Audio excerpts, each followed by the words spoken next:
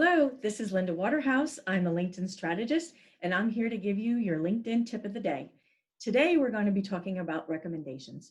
Recommendations are great social proof. People really want to know what we've done, and there's nothing better than to let people know by other people, touting what we've done well.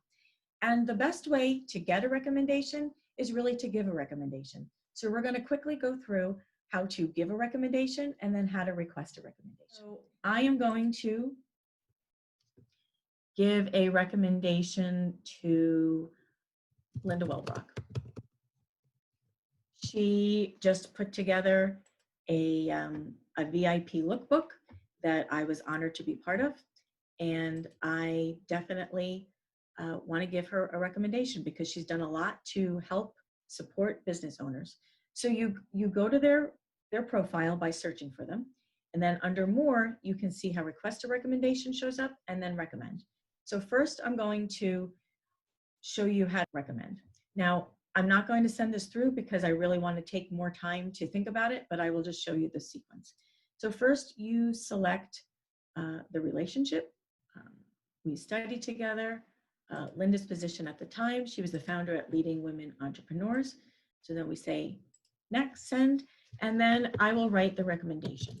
Linda has always looked for new and creative ways to showcase professionals and business leaders. So I would write a lot more, but then after you write it, then you click send.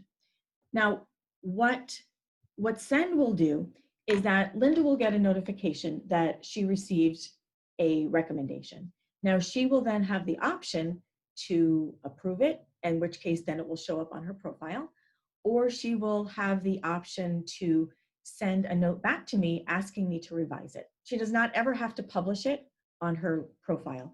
So you don't ever have to worry about if you request a recommendation from somebody and you don't like what they say, that you have to show it. It's not like that at all. LinkedIn's very good about that. Let me say I wanted to request a recommendation.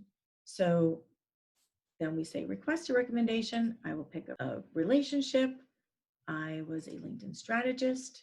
Now, here we have a couple of possibilities. I definitely encourage people to do more than just, hey, Linda, could you write me a recommendation? What I suggest that we do is write some ideas. Linda, could you please tell people that I am a very patient trainer, that I focus on the social media reluctant.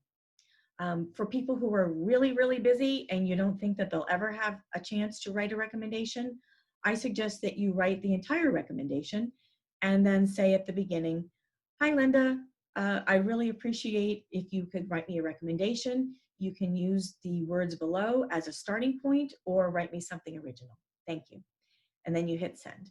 Again, when Linda sends me a recommendation, then I have the option to just accept it, or I can send a message back to her to ask her to revise it.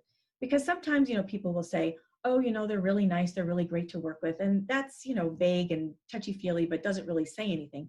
You want the recommendations to say something specific. So I just want to quickly show you what they look like.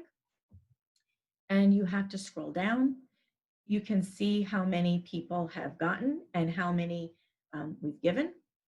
And I do suggest that you make sure that you spread the recommendations out. Don't request 15 recommendations in the next week. Try to spread them out. Make sure that there's some that are pretty recent, maybe one every couple of weeks. And then you will get more social proof. So that is your LinkedIn tip of the day, requesting and recommending other people.